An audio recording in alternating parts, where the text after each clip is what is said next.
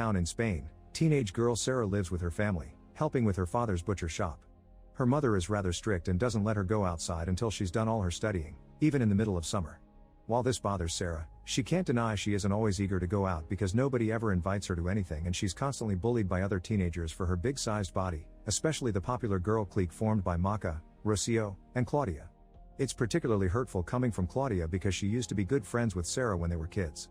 These girls are so mean that one afternoon they stopped by the shop to pick up an order made by Claudia's mother, and used the chance to take a picture of Sarah's family to then post it with the hashtag #the3littlepigs on Instagram. Now Sarah has to stay inside and deal with the pain inflicted by all the mean comments while the popular girls have a great time at the local pool, where the waitress doesn't notice that the stranger is watching everyone carefully. The lifeguard does notice this stranger though and calls him a clown. Later that day, Sarah's mother insists she needs to go out after studying, but her idea is for Sarah to go hunting with her dad. Sarah ignores her and waits for the whole town to take the traditional afternoon nap to go to the pool, that way nobody will be there and she can avoid being made fun of.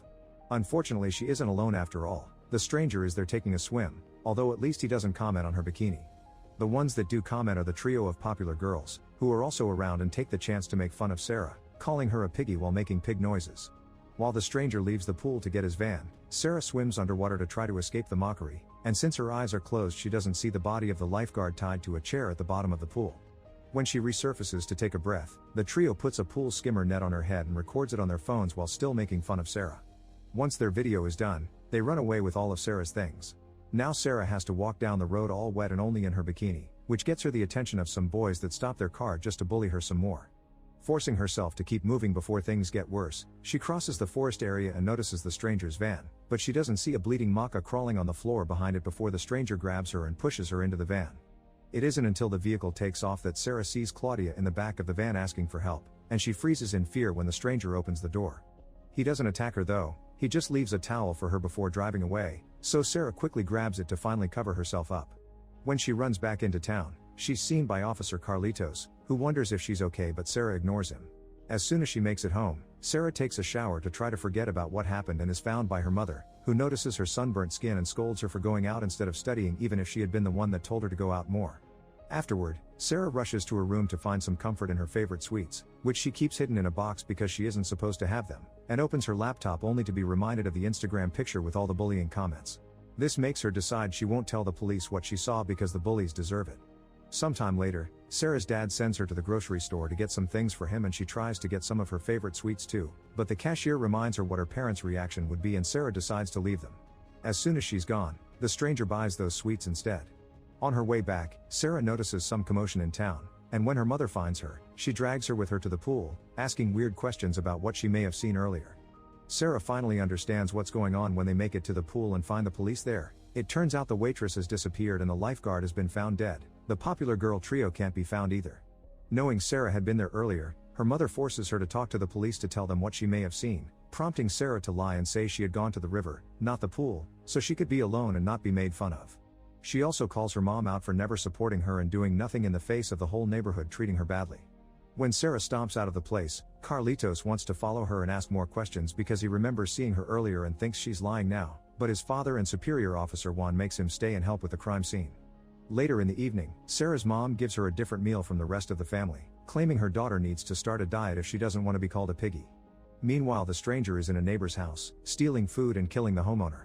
After dinner, the mom finds the towel Sarah brought and doesn't recognize it, so Sarah pretends she bought it at the market. Their conversation is suddenly interrupted when Claudia's mother comes by to ask if Sarah has heard from Claudia, and Sarah's mom shocks everyone by kicking her out while pointing out Claudia went from best friend to bully for Sarah. Once the woman's gone, Sarah rushes to her room to have a snack, but sadly she hasn't got any left, only to find one outside her window when she checks out a weird noise. Nobody can be found outside, thus Sarah eats it anyway before making a plan to recover her phone before her parents realize she's lost it.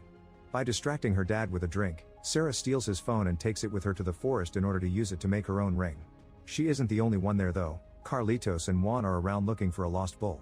Carlitos still thinks they should interrogate Sarah, but Juan reminds him to concentrate on the task at hand. Sarah doesn't notice them and proceeds with her plan, which works well. Following her ringtone allows her to find her things. The sound also gets the stranger's attention, making Sarah freeze again when she sees him, but the man doesn't hurt her.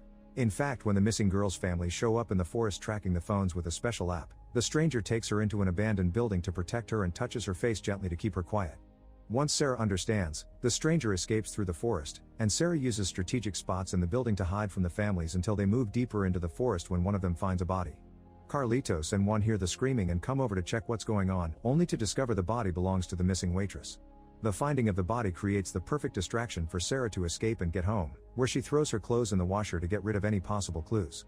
Unfortunately, Sarah's mom hears the washer noises and comes to find her daughter trying to sneak around, so Sarah lies again and pretends she's been trying to steal cookies, which is very believable in her mother's opinion. Afterward, Sarah runs to her room and after choosing a naughty video from the internet on her phone, she listens to it while thinking very thoroughly about the moment of closeness she had with the stranger. Her enjoyment is suddenly interrupted by someone throwing a little stone at her window. It's Pedro, a friend of the missing girls. Sarah agrees to meet him outside and learns he saw the video of her in the pool because the girls sent it to the group chat, so he wants to know why Sarah lied to the police.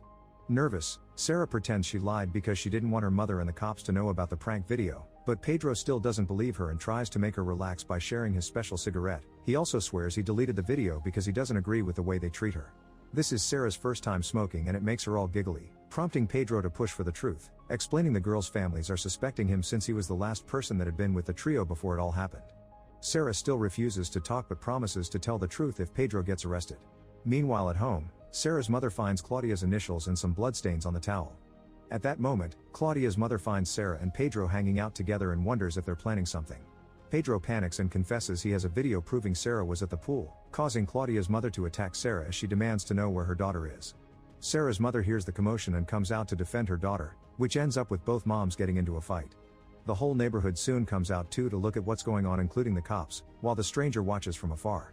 Moments later in the police station, Sarah confesses she did lie but only mentions the prank. She still doesn't say anything about the stranger or the girls in the van. The cops still don't believe her and Carlitos pushes until he makes Sarah cry, making her mom stop the interrogation and leave with Sarah while saying there won't be any more questions without a lawyer. On their way out of the station, Pedro's father apologizes for his son's behavior. Meanwhile, the stranger sneaks inside Sarah's room and is found by her father, so the stranger has no choice but to fight him until he knocks him out. When they arrive home, Sarah and her mom begin arguing. The mother wants to know the story behind the towel while Sarah cries and insists nobody understands her. She also wishes her own family was dead. This is heard by the stranger, who interrupts the argument by hitting the mom and intending to go after Sarah's brother next. Sarah stops him before he can kill anyone and agrees to leave with him under her mother's worrying gaze. On the street, Sarah and the stranger come across the boys that bullied Sarah the other day, so the stranger scares them off by almost running over them with his van. Afterward, he drives towards the forest, and on the road, he gives Sarah her favorite sweet. Sarah isn't sure if she should accept it. She's also a bit weirded out by all the religious merch inside the van. The stranger tries to stop her from looking at those, and in his distraction, he doesn't notice the lost bull crossing the road, making them crash. Since Sarah passes out, the stranger carries her to his hideout and even takes care of her wounds. When Sarah wakes up a few hours later, she finds herself inside an abattoir and to her surprise, Claudia and Rocio are there too, still alive but tied up.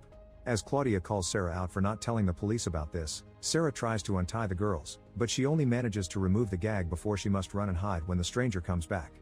The fact the gags are missing doesn't go unnoticed and the stranger hurts Claudia until she confesses Sarah did it and she's now hiding.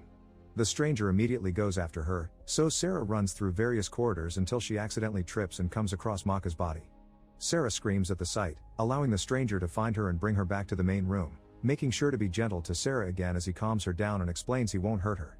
Then, he grabs his knife and puts it in Sarah's hand, telling her they can kill her bullies together.